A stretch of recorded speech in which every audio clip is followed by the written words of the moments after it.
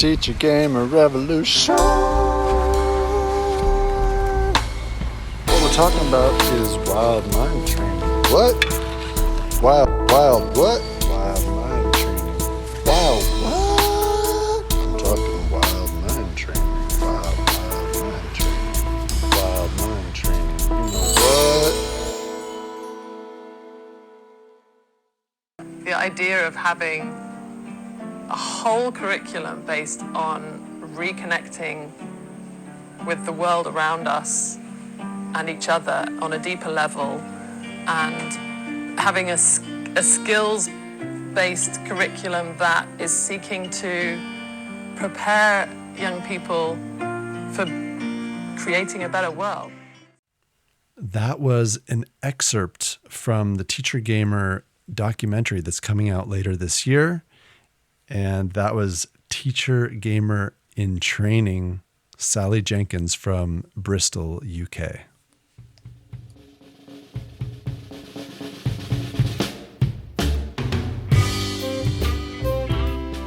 Welcome to Season 3 of the Teacher-Gamer podcast.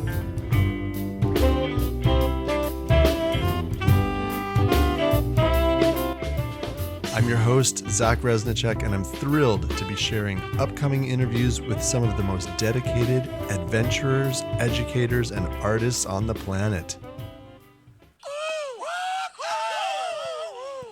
I'm kicking the season off with a sneak peek of the Teacher-Gamer Handbook audiobook. I will read the introduction from my book in this episode, and if you like what you're hearing and you want to join my upcoming Teacher-Gamer training sessions, not only do you get a copy of the book in the introductory course, but if you sign up now, you will also get the Teacher-Gamer Dungeon Master screen absolutely free. If you have any questions or you want to set up a quick chat, please email me at zach@teachergamer.com. With no further ado, let's get into the Teacher-Gamer Handbook introduction.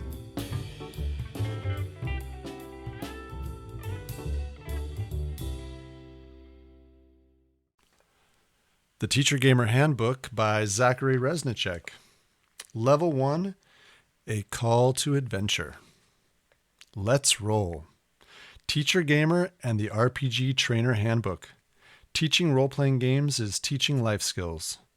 If you are a gamer and a teacher, this is the next level. Wild Mind Training, How to Teach Role-Playing Games in School. Preface. Welcome, Teacher Gamers. Welcome to the book. This is it, Teacher Gamers. We are taking the next steps to get role-playing games in schools. Some of you have already been playing RPGs in schools. Some have been gamifying your classrooms. Some have been trying to figure out how to get robust fantasy role-playing games into your school in whatever form you can. Well, this is a tool for your use and hopefully something you can point to when administrators and parents ask, "So, how does it work?" Thank you for putting it into practice. You can use the lessons here one after another as a guide to teaching RPGs. However, to achieve absolute success and satisfaction for your students and yourself, you must know the material and mechanics of role-playing games in and out, as you would with any subject. Also, thank you in advance for your feedback. Contributions about the book and expanding the experience of the Teacher-Gamer experience can be made directly to the teachergamer.com website forum, where information can be traded and data can be gathered to serve future generations of educators and learners. Please join the mailing list for updates and new materials. With hard work and good timing, the website will turn into an RPG job forum with broader learning materials exchange too. Role-playing. Verb. 1. To take on a role, in the sense an actor has a role, and enacting or playing that character. 2. Role-playing refers to the changing of one's behavior to assume a role, either unconsciously to fill a social role or consciously to act out an adopted role. 3. The changing of one's behavior to fulfill a social role. Oxford English Dictionary. 4. To refer to the playing of roles generally, such as in theater or educational setting. 5. to refer to taking a role of an existing character or person and acting it out with a partner taking someone else's role, often involving different genres of practice. 6. To refer to a wide range of games including role-playing video games, play-by-mail games, and more. 7. To refer specifically to role-playing games, RPGs. Game. Noun. 1. An engaging activity of play or sport with fixed or shifting rules that terminates by winning or losing where the outcome is decided by skill, prowess, or luck. Games can be played for fun, alone, or with other players, and at various levels of competitive play. Rigidity of rules and with referees. 2. A metaphor for an activity or business that happens in cycles, rhythms, and turns, implying winners and losers. The metaphor carries with it the ideology of rules, competition, skill, prowess, and luck that comes with games. Role-playing game. 1. A game in which players take on the roles of imaginary characters who engage in adventures in a fantasy world of historical setting overseen by a referee. Originally developed in the early 1970s as highly detailed tabletop games with dice, miniatures, realistic terrain, and cosplay, role-playing games, RPGs, have since evolved also into computerized games becoming more immersive with advances in technology. 2.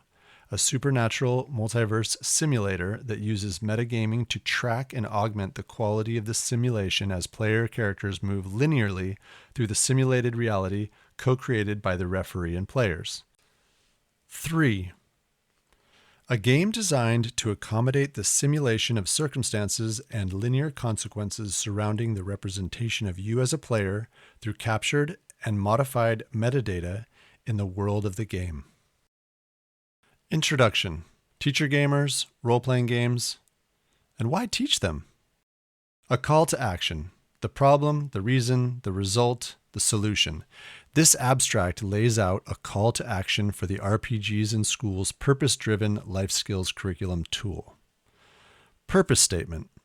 Originally developed as an extension of the Distinct Self, Personal and Social Development Local Program course cycle, a well-being curriculum program of life skills electives at the English Montreal School Board in Quebec, RPGs in Schools program has now been adapted into the Wild Mind Training Resiliency program for youth, 10 years old and older, up to adults. The problem. Our academic-based education system is not preparing youth to be confident, solutionary, and resilient. Curricula still does not address life skills which young adults need when they graduate high school to go out into the world. Also, life skills are not developed in a day or at the last minute. They need to be germinated, nourished, and reinforced. The reason. Tests, papers, computers, and homework take up most of students' time and energy, but are not engaging enough to stimulate our children to learn who they are and to help them validate themselves. The majority of education has been updated by being digitized and made more complex with corporate testing. Students are having a harder time, and privilege maintains a huge advantage. Youth spend too much time on computer screens, and with a push for technology, the future does not look like it will let up. The result: identity crises, stress, and externally validated youth receding into computers and phones for refuge, and to customize an avatar identity as the life they want to live, but get caught up in intense games of fame and shame. Teachers struggle to retain the attention of students who do not have the socio-emotional skills to process their stress.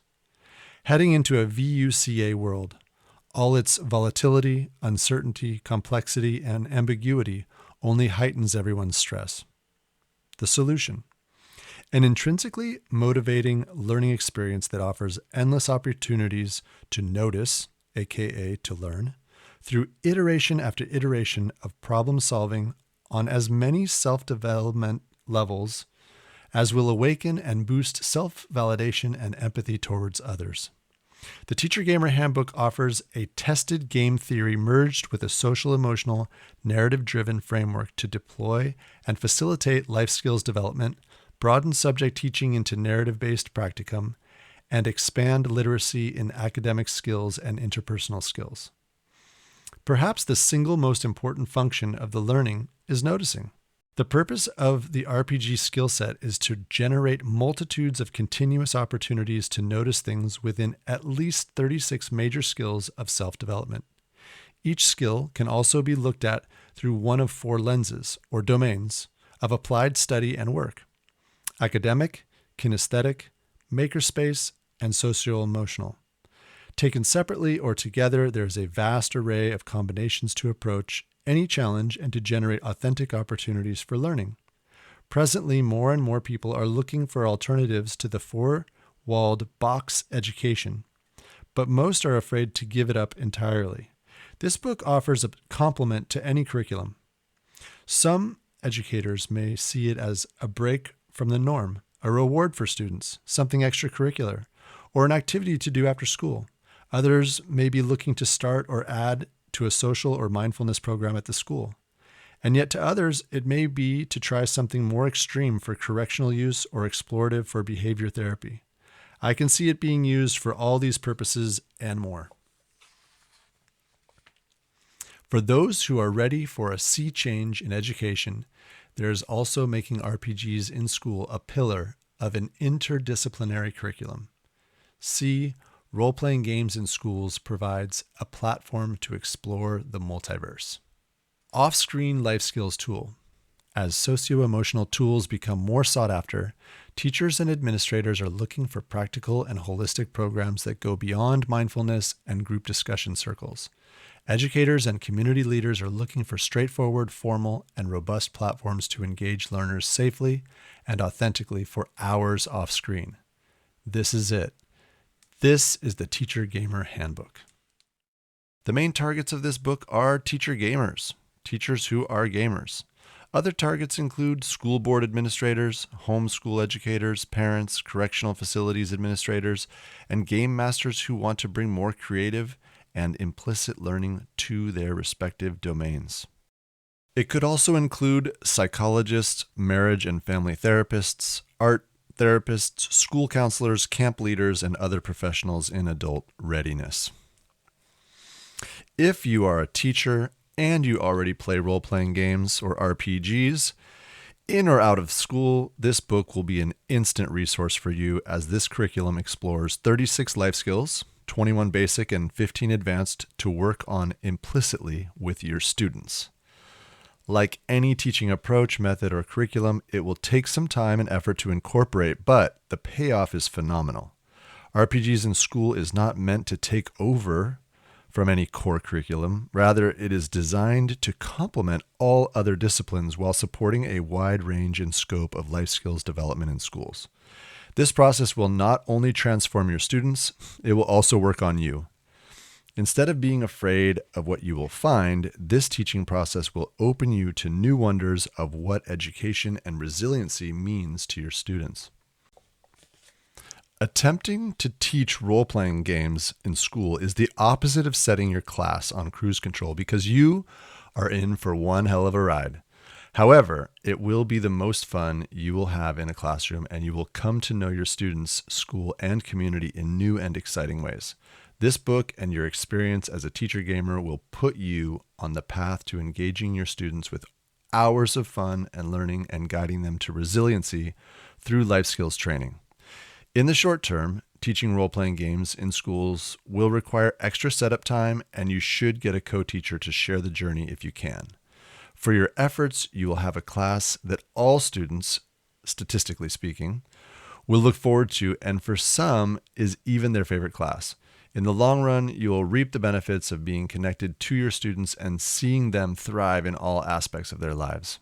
Regardless of how the curriculum landscape is laid out in your school, RPGs builds connections between different subjects practically and metaphorically, for learners, for educators, and in the community.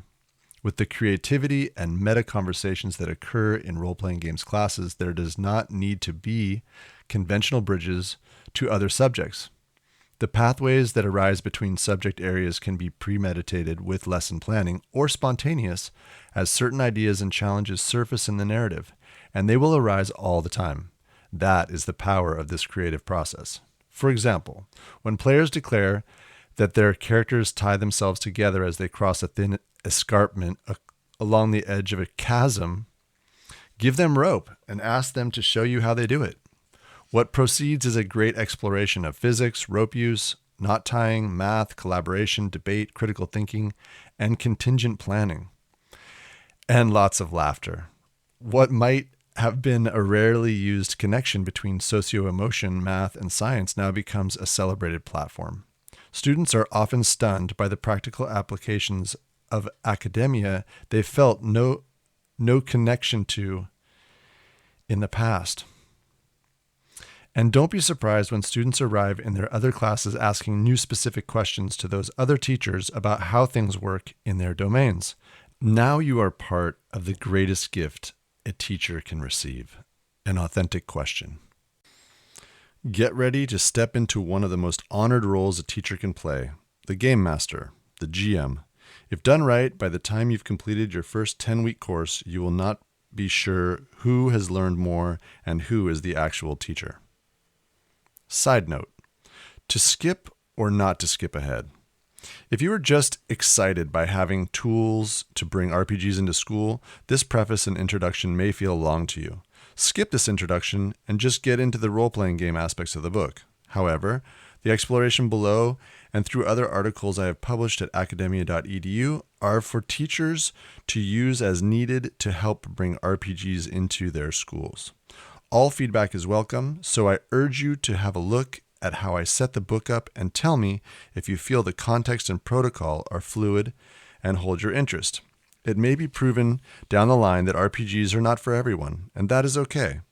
I would just like to learn how to make it accessible for as many people to benefit as possible. Sidebar: The Secret Garden. Are RPGs in schools a garden with portals to all other gardens? As teachers, we are a variety of gardeners and farmers nourishing our students with what we can yield together over semesters, seasons, and years. At best, we are modeling for them how to become permaculture gardeners themselves, how to use knowledge to find symbiotic relationships in the various contexts of life and skills shared between subjects that we use to thrive in the world. With that comes other deeper needs to develop integrative skills, confidence, and empathy, which most public schools do not have in their curricula.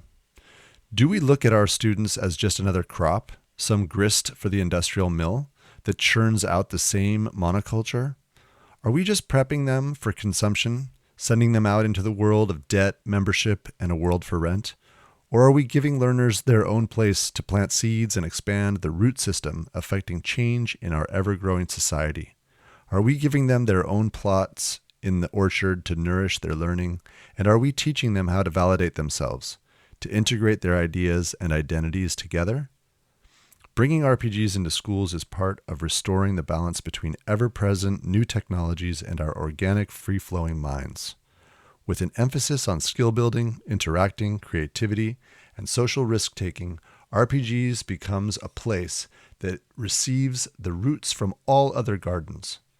What is so fantastic about that, in relation to your contemporaries, is that all types of courses, or gardens, are welcome, and all teachers' subjects are promoted with an outlook on practical use.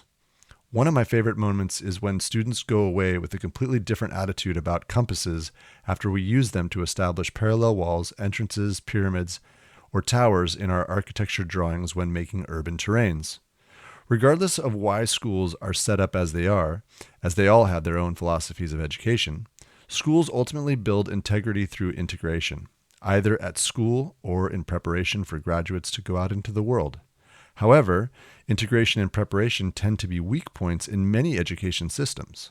Regardless of what exists already in your school, introducing RPGs will refresh the soil and help the integration process. As learners try things above ground in their classes and in life, they get feedback from nature, their peers in society, and their teachers. The processing of these experiences and feedback is largely left to the learner to sort out on their own. So here is the crux of the whole metaphor. What if RPGs is a place to process? Similar to mindfulness and wilderness trips that give you an opportunity to connect with your inner self and process your experiences, role-playing games is something learners can do in school, weekly, or even daily, where core skills can be developed or germinated from scratch. The epiphany for me is this. Finally, now, with everything considered, knowledge acquisition, the garden classroom, academic skills, the branches extending from the subject trees, and core life skills, the roots below working together as foundation for learning motivation, we can realize the scope of potential that education needs to bring together the whole landscape and how it connects to society.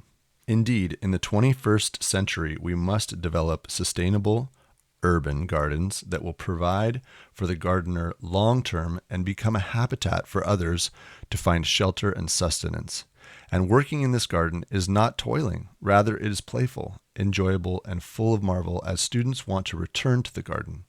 In this fertile soil, new thriving learners bring new revolutionary ideas, narratives, and solutions. This role-playing game learning space holds so much opportunity and wonder that we know not what produce will arrive. But there are always interesting new fruits to taste as players take risks and set in motion new threads in the narrative. What is at first motivated risk-taking in a fictional realm transforms into more calculated and confident decisions in the real world. Noticing. Perhaps the single most important function of learning is noticing. Think about it. You can't learn something unless you notice it. And in order to notice something, you have to be engaged with it. Think about this one. Why do people get engaged to be married? Is it not a major noticing period to determine if these individuals are really going to work out as long-term partners? Besides a lover, there are few things that actually capture our attention like games. Like a love interest, the more interesting, mysterious, complicated, and fun a game is, the more we stay engaged. The most robust games on earth are role-playing games. There are three main kinds: tabletop role-playing games, TTRPGs, live-action role-playing games, aka LARPing, or LARPG, and 3 computer role-playing games, CRPGs. All 3 kinds of RPGs have their own context and interface. Although the live-action RPG requires one to dress in full regalia and live as the character in a game of all others doing the same, when you play a computer RPG, you can be sitting at home in your underwear letting the computer represent what you look, sound, and act like. In LARPing, humans organize what happens in the full-scale story event, perform the feats themselves to overcome challenges, while others are on site to judge outcomes and moderate the narrative flow and the rules.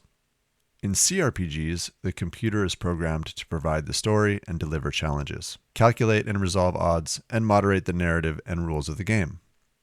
With TTRPGs, what the Teacher-Gamer Handbook is focused on, players let their imaginations intermingle to establish the context, and they interface in person around a table. Although some tech is being brought onto or into the table, the decisions to take action, the determination of odds, and the moderation of rules are human. A proposed action's success is resolved by dice rolling, and the degree of failure or success is what moves the linear storyline forward. Using dice is not what always determines probability, but it is often, by its origin in Dungeons & Dragons, the case. The purpose of the RPG skill set is engaged noticing, to generate multitudes of continuous opportunities to notice things within at least 36 major skills of self-development. Whether or not your curriculum attends to any or all of these 36 skills, the RPG skill set also applies 4 lenses: academic, kinesthetic, makerspace, and socio-emotional, called domains, to consider each skill. So actually, it's like looking at skills in 144 ways. Beware, go back. Teaching RPGs is not setting your class on cruise control. God damn it, baby, you know I ain't lying to you. I'm only gonna tell you one time. Woohoo! All right. Thank you, David. Give it up for David Lee Roth. Being clear about your purpose helps clarify if this book is for you. You're a teacher, so if you're in it for the money, you took a wrong turn. You're a teacher, so why not be the full-fledged wizard you are and transform your school environment into an epic magic realm of implicit learning? If your goal is to guide your learners to develop their own tools of learning with an expansive sense of self and how to connect to what the world has to offer, aka nurture a permaculture garden where they get the zoom in and out of the landscape, figure out how the bushes support the trees shelter the flowers, and insects and fauna have symbiotic relationships with the flora, then the nuances of your learning environment will grow exponentially. You will also become more connected with other teachers and their subject matter.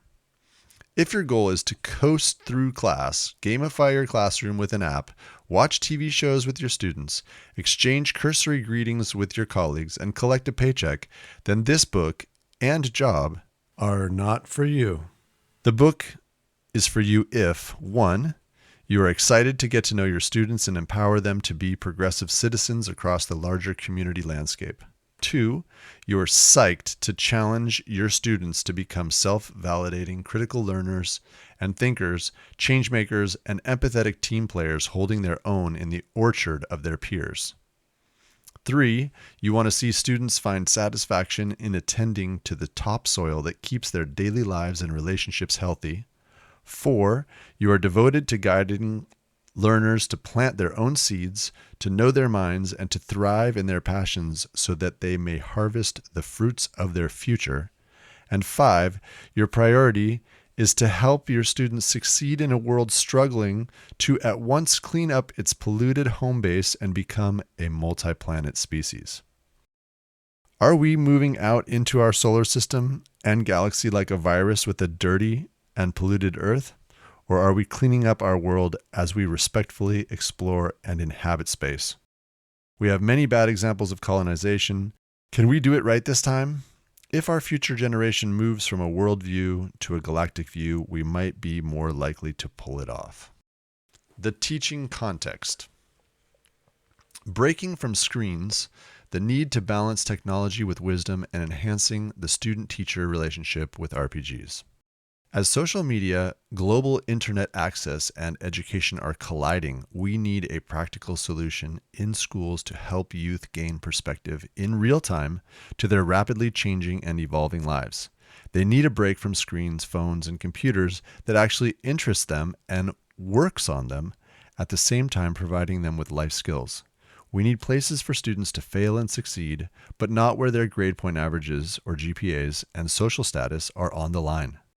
We all play roles in other people's stories, and in turn, they play roles in ours. We teach each other directly and indirectly all the time. When a child asks a naive question, we can be profoundly struck by how jaded we are. When an adult asks an insightful question, a child can ponder and realize another way in which the world is interconnected and how they might navigate through it. The reciprocal interaction is the nourishing substance of the teacher-student relationship, the student and teacher relationship. However, it is currently threatened by technology in a way that will not let up. Not because technology is inherently bad, but rather because its role is largely unregulated, and teachers are expected to integrate software and hardware into their classes without training or interest in its use. Technology is starting to get overwhelming for teachers when students have more knowledge in their pocket than 1,000 teachers. Before things slip further, we need to balance technology with life skills and teachers' wisdom. What is wisdom? Wisdom, noun, 1. The quality of having experience, knowledge, and good judgment. 2. The ability to perceive what is sensible, right, sustainable, or wise thinking. 3. Sacred insight. 4. The body of knowledge and experience that develops within a specified society or period, such as Eastern wisdom. Bringing role-playing games into the classroom is a new and improved way to capitalize on student-teacher dynamic because, with RPGs in schools, we are investigating a whole skill set of diverse life skills off screens and based on wisdom being passed from teacher to student, something that computers just can't, and I dare say shouldn't, compete with. So what is the context? I believe it is important to ask how we got here, as I want to be sure that I am not just randomly spouting theories. In my circumspection, I discovered something so interesting about the word wisdom. If you look it up in a search engine, it is regaining usage, according to Oxford, since its greatest decline starting in the 1950s, which fits nicely in my musings that as Russia's Sputnik launched a new wonder around the globe and a space race, it also drove education to integrate science and technology into classrooms. But what is even more interesting is that the original decline in the word wisdom was at the onset of the Industrial Revolution in the mid-19th century. Wisdom of old was generally what master artisans handed down to their apprentices. However, as more people moved into growing cities, there were too many children and not enough apprenticeships. Although many children were made to work in factories, human rights legislation safeguarded them from being abused in this way. The Western civic focus of the last 150 years has been to get kids off the streets and into schools.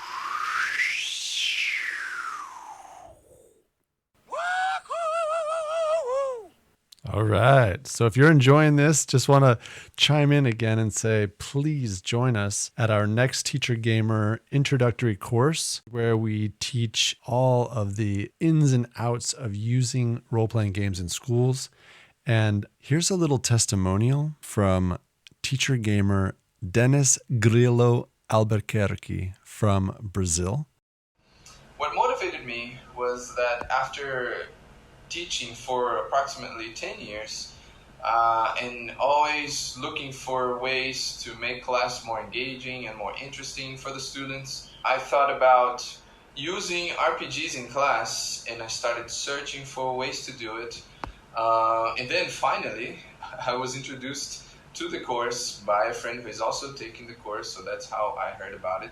He had introduced me to the Teacher-Gamer Handbook first, and I thought that was amazing, the concept, how someone had already been doing that for 10 plus years, and to have a chance to actually hear the experience and see how Zach, the teacher, was doing it. I was instantly motivated to take the course, instantly attracted to the idea.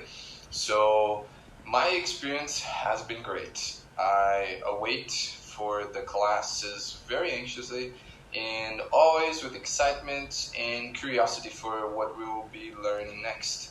The discussion and exploration of the subjects in class are always very enlightening and very inspirational. The activities that we do, we are drawing, we are writing, we are folding paper.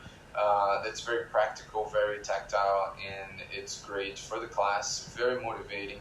I always get out of the class with the desire to put things into practice as soon as possible. He has finished the introduction course and is currently enrolled in the Level 1 Teacher-Gamer Certificate course. Check me out, Zachary Reznichek, at academia.edu or LinkedIn, and get in touch. We can have a little chat or conversation and just make sure that this is the right thing for you and get you signed up.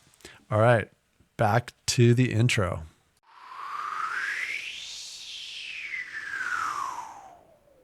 The idea was that with apprenticeships shrinking as machines and their products took up more manual jobs, if children were left to their own devices, especially in the urban environment while their parents were at work in factories, children would turn into hustlers, gangsters, prostitutes, thieves, addicts, and drunks.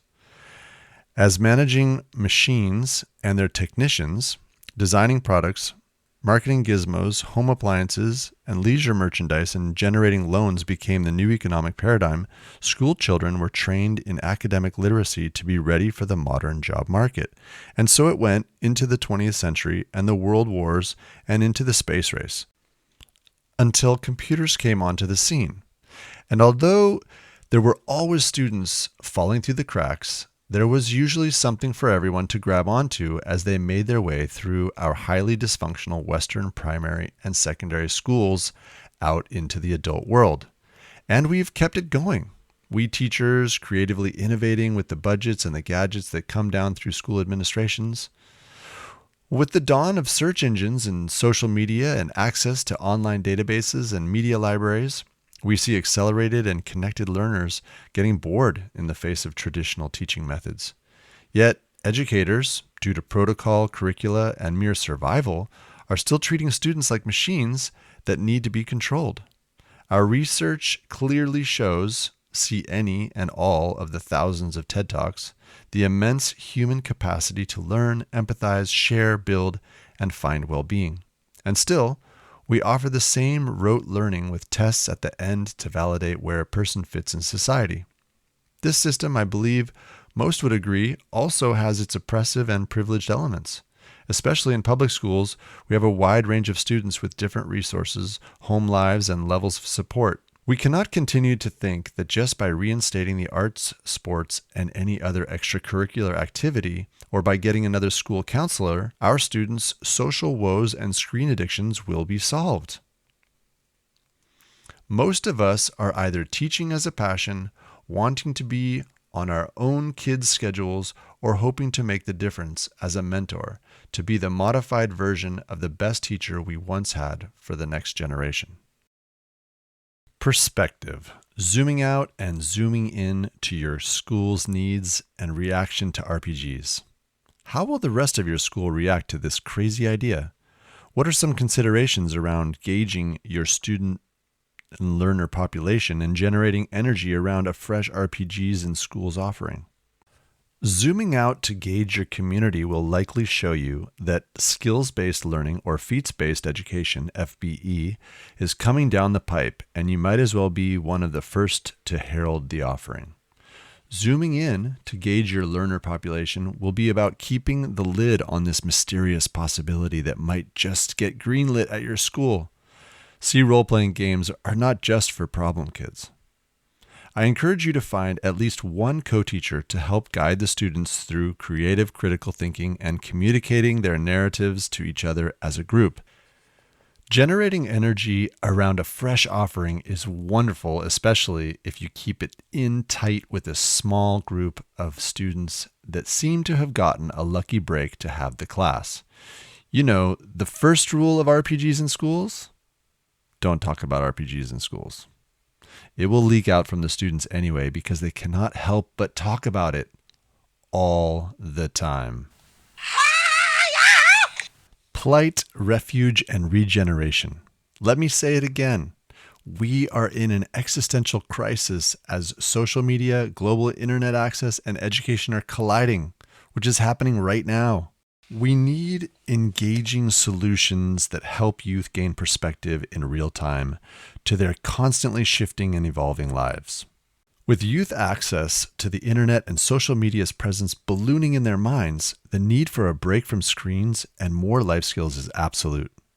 Generally, on the fringe of public education and in many private schools, life skills classes are coming in the form of mindfulness and wilderness education. And yet, we need more. Something that is happening in the room, not just inside the student in stillness or outside in the forest. We need it soon as part of the main curriculum. Educators know that nothing moves fast in curriculum development. But when a wave builds and enough people get behind it, something new can happen. This is RPGs in schools. This is regeneration, but not the Swamp Thing or Wolverine kind. This is the plant trillions of trees and nurtures them as they grow over 15 years kind. We need places for students to fail and succeed, but not where their grade point averages and GPAs and social statuses are on the line. This is what schools are struggling with all over the world. In some nations or school boards, they clamp down with an iron fist and run their schools like penitentiaries. All this accomplishes is sending suppressed people out into the world and the workforce with broken identities, conditioned to doubt themselves and seek external validation. We reap what we sow. I want to plant different seeds in schools and in teachers. Role-playing games are seeds that have the DNA of full-blown world building. What teacher gamers are doing with this book is figuring out how to pass on wisdom, how to be the RNA, so to speak, of modeling and developing life skills. Teacher gamers are working out how to be messengers between making connections to the student's full-blown potential and 1. Unfolding narrative elements, 2. Understanding character relations and story arcs, 3. Unpacking conflict, 4. Negotiating meaning so that perception is aligned, 5.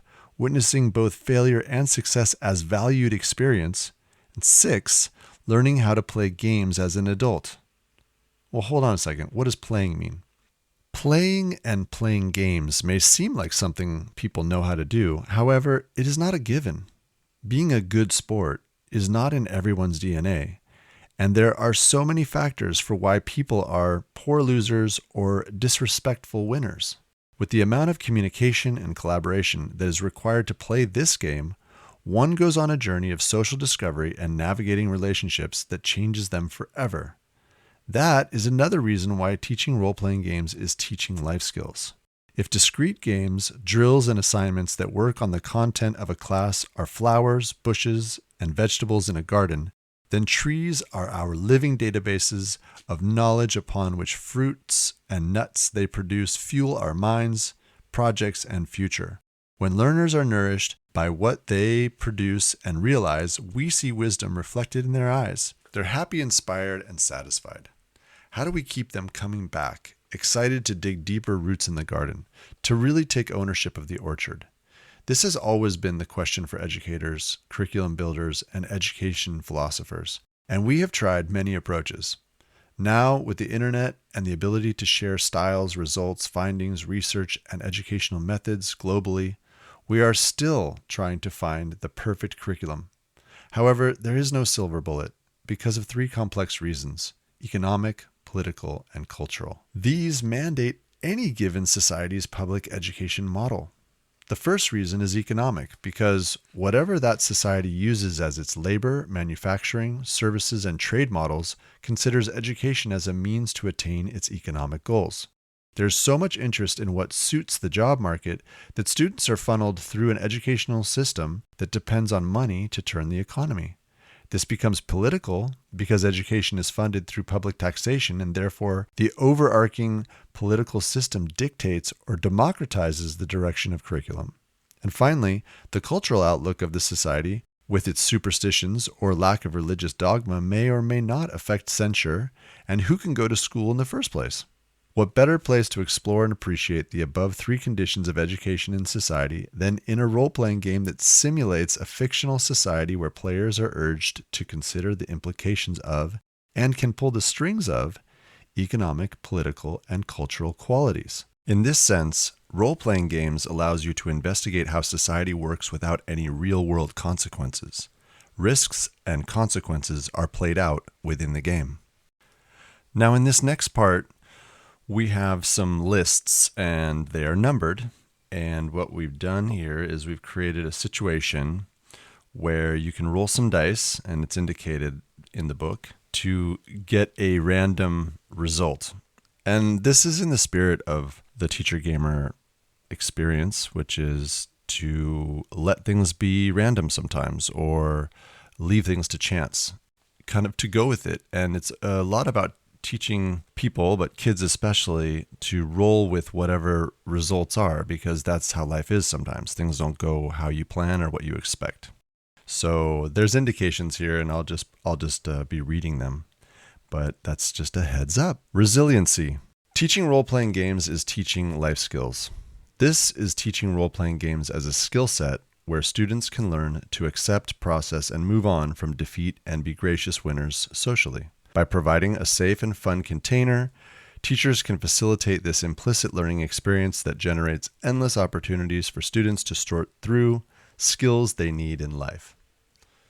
The role-playing game skill set is a well-being approach to resiliency where students can, and here you can roll 3d6 minus 2 for a random achievement. So these are all achievements. 1. Make decisions one step removed from themselves so they don't feel outed. 2. Assume another identity, but it still matters in the group. 3. Propose ideas, disagree, and take a stand when they wouldn't normally feel comfortable because, as their character, they do not have to uphold the social dictates of their friends. In fact, the rules of role-playing require they uphold their character's values and motivations.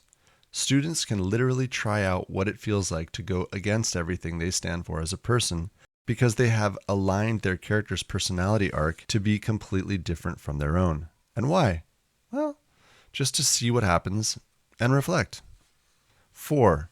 Say no to bystanderism.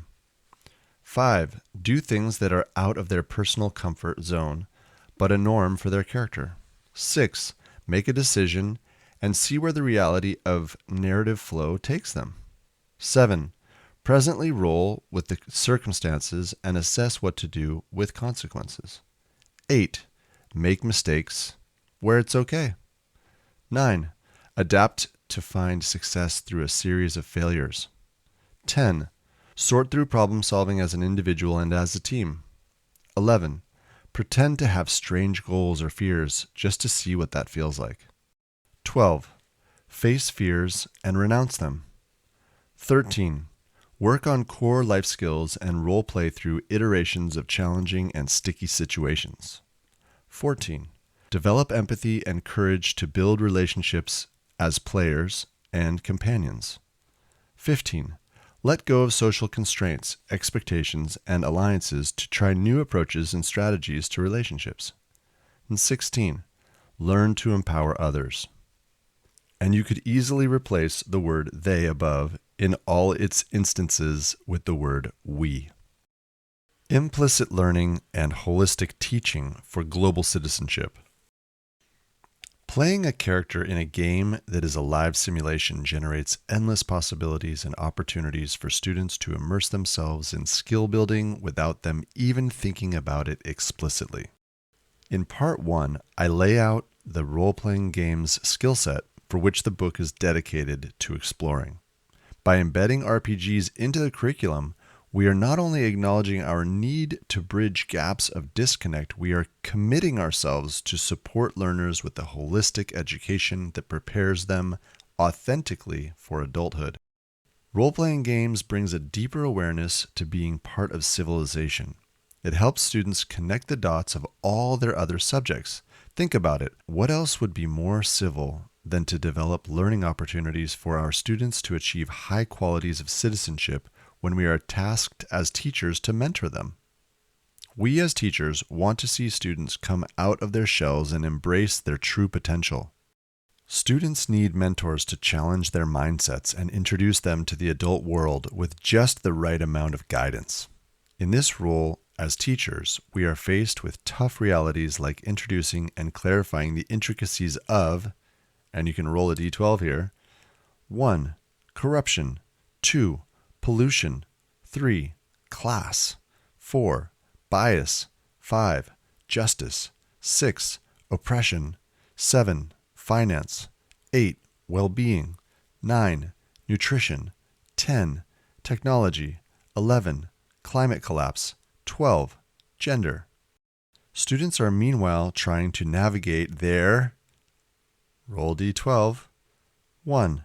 Identities. 2. Social cues. 3. Emotions. 4. Egos. 5. Hormones. 6. Body changes. 7. Sexuality. 8. Community. 9. Adult relationships. 10. Friendships. 11. Family relationships. 12. Future. When we impose on youth the necessity to learn all this, quote, adult real world stuff, unquote, on top of their internal coming-of-age experience, it is easy for misunderstandings to go off the rails and into total chaos. Films and TV shows like Freedom Writers, Sex Education, Stand and Deliver, Captain Fantastic, If, The Breakfast Club, Over the Edge, Big Time Adolescence, and Diary of a Teenage Girl provide dramatic windows into what can happen when adult expectations and the teen discovery phase are shaken into a cocktail. Under pressure, the emotional content that brews inside teenagers will flow up over the brim and erupt into clashes of who is more right and meltdowns of, no, you don't understand me.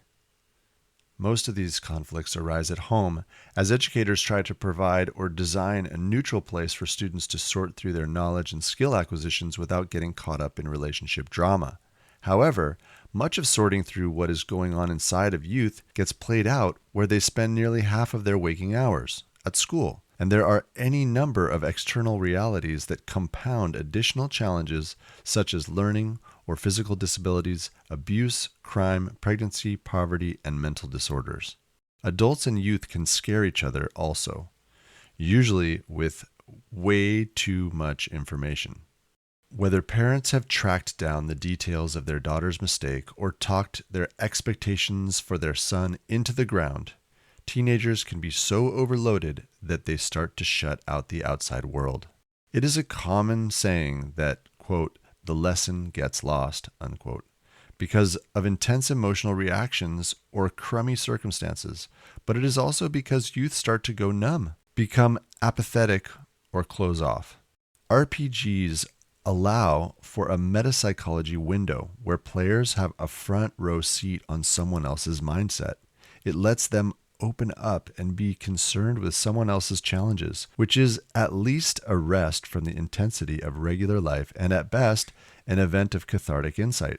I believe most people would agree that it is easier to identify solutions for a friend or colleague than for oneself. Now imagine instead that it is a character you created, who you have invested personal time in, for who you are trying to find solutions. Let me assure you that although a player can be down on their character for a lack of performance and for failure, i.e., bad rolls of dice and other circumstances, there is nothing like a player relishing in their character's success. When we can be one step removed or detached from life by playing it as a game or a simulation, we can be playful, curious, critical, and serious. It is hard in real life when a thief steals our backpack or a policymaker reduces our rights in favor of a corporation. We can learn something about the world if we stay open to it, but it is difficult to get perspective because it is so personal. Part of teaching RPGs and learning from them is getting a bird's eye view to examine situations and conflicts. We can investigate roles for ourselves and others, take risks in encounters, and study each interaction in a group mind, processing it together. If guided properly, this experience can provide an unprecedented life skills experience about learning and teaching. Whether your school runs a rigorous top-down, lockstep curriculum or manages a bottom-up, student-centered experiential learning environment, role-playing games can be a complementary educational tool that can be added on to the periphery as a life skills discovery program, or deployed centrally and integrated as a main discipline alongside mathematics, athletics, humanities, art, theater, and science. See sidebar, what is an educational discipline? Role-playing games in schools develops identity, the sense of political self. This is probably the most underrated yet most important thing that teens struggle with. So often, nations and communities just try to push their youth through an academic cheese grater, hoping that by and large, students will turn into working, tax-paying, law-abiding, healthy adults. This whole book is dedicated to identity development, which is shaped by the role-playing game's skill set. Life as a game? Some people look at life as a game. For others, alarm bells warn that this attitude is dangerous. Life is serious, and there are a great many things at stake. Viewing life as a game is too solipsistic for many, but it should not be dismissed whatsoever, as it has been deployed as a coping tool for those in deep plight, made famous, for example, by the controversial film Life is Beautiful. Surviving the game is a metaphor popularized by music, film, and television for growing up on the streets and rising out of poverty. In politics, we refer to actors on a global stage because those are the people who take action. Players of role-playing games are the actors surviving the game, and the game master is at once hosting, challenging, and treasuring the success of players or students. Viewing life as a game is controversial, so I make it clear that simulating life as a fantasy role-playing game is a place to practice communicative skills, explore socio-emotional consequences, and develop resiliency. Outline of the book. What you're getting yourself into. This book is broken down into 8 parts. Part 1 is the role-playing game skill set. Part 2, introducing role-playing games to learners. Part 3, kinesthetic and makerspace focus. Part 4, lesson plans, course and class strategy for teaching RPGs. Part 5, connecting role-playing games to teachers. Part 6, curriculum. Part 7, community. Part 8, multiverse. And Part 9, tools of context, including glossary and appendices. Overview of Part 1, the role-playing game skill set. Teacher gamers need a clear skill set they are shooting for. Over the past 8 years, aside from the subject classes of English literacy, philosophy, and formal writing, I've been offering all sorts of mindfulness ramps, wilderness trips, improvisational drama, youth circles, role-playing games classes, and world-building creative writing classes. It all boils down to the RPG skill set, 21 basic skills and 15 more advanced skills, aka feats, that provide the container to develop the personal and communal wherewithal to feel confident, resilient, and more prepared to take on real-life challenges. Overview of Part 2, Introducing Role-Playing Games to Learners. Developing the RPG skill set can be a great primer for new teachers and a recontextualizer for veteran teachers with prior relationships with students, where the normal challenge for a teacher teaching one subject is to get students to engage and perform. With RPGs, teacher gamers can break these goals apart into two different learning contexts: the usual subject course and the RPG course. Or if you are not given another class period or cannot offer an after-school program, just cut your class time into parts. Make it special. This is particularly relevant for teachers with teenage students, especially learners new to high school, i.e. 14 to 16-year-olds. This can also be an approach to learners with difficulties, behavioral problems, or other challenges. See the section, Role-Playing Games Are Not Just for Problem Kids. Overview of Part 3, Kinesthetic and Makerspace Focus. Moving the body, using the senses, making things with our hands from our imaginations is a majorly untapped frontier that RPGs in schools puts front and center. You can have a makerspace and ask learners to come up with what they want to make. Yes, this is authentic and self-directed for sure, but some of them won't even get started because it might freak them out. Same with sports. Put a foam sword in their hands, or ask them to design something for the game, or just help build it is a lot less intimidating and tends to be exciting. Your program does not allow for foam weapons? No problem. I outline plenty of other kinesthetic activities that connect directly to an RPG curriculum. From cooking to hiking to decorating to chanting, there are opportunities for everybody. Overview of Part 4, Lesson Plans. Course 1, a 10-class strategy for teaching RPGs. This section guides teachers step by step through 10 lesson plans, the first of 3 different courses of 10 classes each, to become teacher gamers. Let's convert your box full of students into an open-air adventure with lesson plans, activity prompts, many vivid examples, clear diagrams, and easy-to-understand language.